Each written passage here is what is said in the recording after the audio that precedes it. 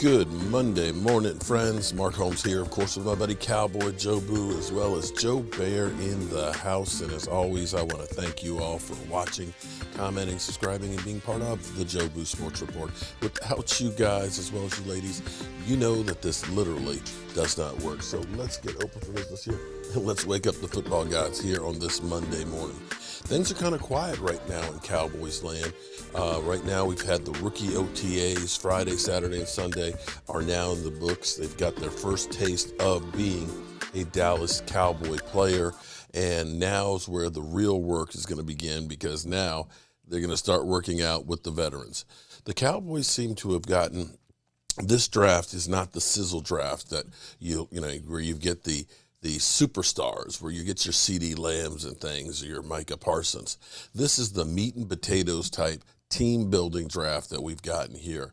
We've gotten a lot of offensive linemen, defensive linemen, tight ends, guys and things that aren't going to make necessarily the headlines, but the guys that are truly going to make the team better.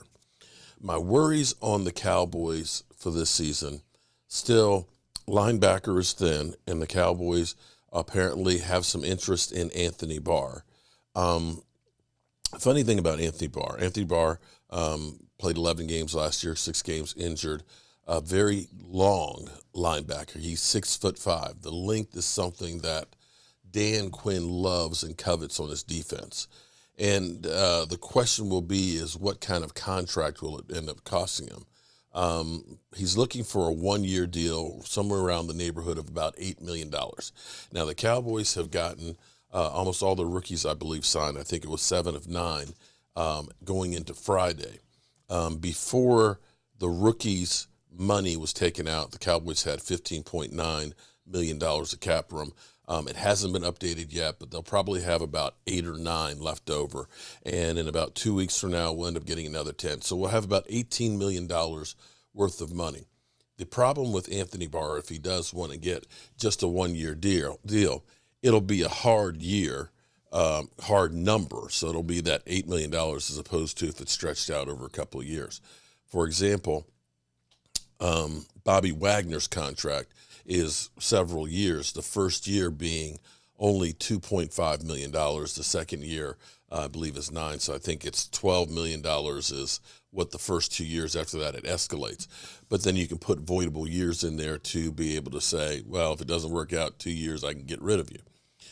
But the Cowboys may behoove them not only to look at Anthony Barr at linebacker. Most of the big names are already out, and you will start seeing some other players that will be released as we get closer to June and we start having the OTAs and stuff. As teams start figuring out, okay, this guy's looking pretty good, we can start saying that he's going to be our left tackle or our right guard, or be it as it may, and we can release some of these veterans. So there still will be guys out there that have plenty of tires on their tread.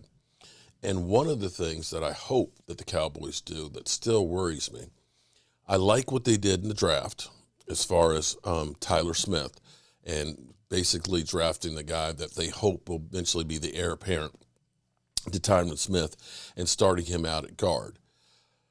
The thing that worries me is we still have a soft underbelly in Tyler Badish. If Tyler Smith is good, that'll be okay. It'll mitigate the center because you have Zach Martin on the opposite side. The other big worry, of course, is always Tyron Smith. The problem for the Cowboys is when they go for these veteran offensive linemen, they end up getting guys like Ty Nsekhe, a guy who's 35 years old, a journeyman, and so on. And then they find out, well, the dog can't hunt no more. And they get him out there, and we've had 3 in a row guys that we have signed as cheap offensive linemen for Tyron Smith. And every time we've had to play them, it hasn't worked out. It just hasn't. It's been a major drop-off. Not quite the Chaz Green drop-off, but a drop-off that has you worried that if Tyron Smith, or should I say when Tyron Smith goes down, then you've got some major issues that you have to deal with on your offensive line. And I can point to Zeke Elliott. Everybody keeps talking about how Zeke Elliott's done. Well, I got to tell you, the first 8 games of the season, Zeke Elliott was averaging 4.7 yards per carry. Let me say that again. He was averaging 4.7 yards per carry the first 8 games before he had the PCL injury and before Tyron Smith went down. He ended up with 4.2 yards the rest of the way. That means he was doing about 3.6 the second half of the season. That's not good. And that's a testament to how good Tyron Smith is. But we cannot go because there's no more important spot on the offensive line than left tackle. If the Cowboys are going to spend some money, that's the spot to spend some money, because ultimately you give a quarterback time to throw. An average quarterback is going to be making plays. DBs can't hold up for 4, 5, 6, 7 seconds. And that is critical. It's critical because we need Zeke to get back to that 4.5 yards per carry that he used to be, because that opens up everything. So for me, the Cowboys, the thing that keeps me up at night is backup left tackle and the linebacking position. I think we're good on the defensive line. We've got a great rotation of players. In fact, some of these guys are going to be battling out for roster positions. A guy like Tristan Hill is on the bubble. And to think that you had a second-round pick who may not make the roster, that bodes well for what you've got in there. Now, as far as Terrence Steele, and I get sick and tired of everybody talking about how the Dallas Cowboys offensive line, they lost La'el Collins and everything else. We act, or they act like La'el Collins is an all-pro Tyron Smith. Listen, we went a whole season without La'el Collins 2 seasons ago. We missed him for 7 games this past year. And I dare say the 7 games he was out was the best time the offensive line had during the season. That was when Zeke Elliott was averaging 4.7 yards a carry. Terrence Steele, for a guy who was a rookie undrafted free agent, who had no preseason because of COVID, who didn't think he would get anywhere near the field, has actually played outstanding. He played right tackle in college the last couple of years, and I think he's going to end up being a great right tackle. He's got some young guys behind him that may push him a little bit more, which you always want to have a great backup because you never know. You're always one play away from losing somebody. But the Cowboys' future, as far as these players, as they get up to speed and get some experience, should be good going forward. And I'm excited about where we are. I'm excited to see the whole team come together. And I'm happy that we didn't have any hiccups for the rookie OTAs. We didn't hear about any guys that were out there that didn't seem to be in shape, that are throwing up and can't finish practice. We had all these guys whose eyes are wide open and are like a sponge wanting to get the knowledge. And it seems like there's a couple of guys already that have gotten the gleam from the coaches. And Sam Williams, who is a guy that seems like he's in love with being a Dallas Cowboy and is definitely getting high praise from Mike McCarthy and Dan Quinn. Also, too, Damon Clark. It seems like they're going to have to punch the brakes on him because he truly wants to get out there on the field. And finding out that it was the Dallas Cowboys medical staff that found out about the herniated disc, for them to be the ones to evaluate this, to find this, to know everything about this, and then turn around and say, draft him, should bode well for this team. And as far as thinking about the schedule, we start off with the hardest part of the schedule. It's going to be a great barometer of where we are when we go against Tampa Bay. Tampa Bay, who we're hearing that Gronk may retire.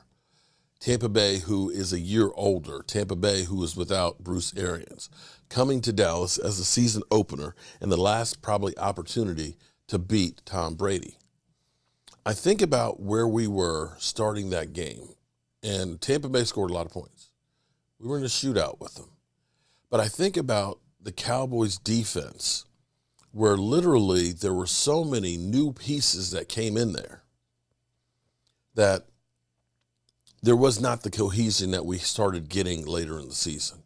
And going against a Tom Brady, it doesn't matter who you are, he's going to eat. But I think about where our defense started with a Jalen Smith as our middle linebacker, a Micah Parsons that we didn't really know was going to be Micah Parsons. It's a testament to understand that Jalen Smith is no longer in football. He was our starting middle linebacker last year. We are far away better positioned now than we've been on defense in a long time, a very long time. And if you can't get excited about the D this year, I can't help you, because that's the thing that's been missing since the 90s, is having a lights-out defense that instead of having to rely on the offense to protect them, that will be a plus additive for the offense. And so that's all we got this morning. I've got to hit the road early, get ahead of this rain, because I got carpet and stuff that I got to take down there and get this house and stuff done. And as always, we'll be here tonight, 9 o'clock Eastern. Well, not here. We'll be on the road. But we will be live 9 o'clock Eastern with all of the news for the Dallas Cowboys. So as always, you know how we roll. Our coach here, and as always, I want to thank you all for watching, commenting, subscribing, and being part of the Joe Sports Report.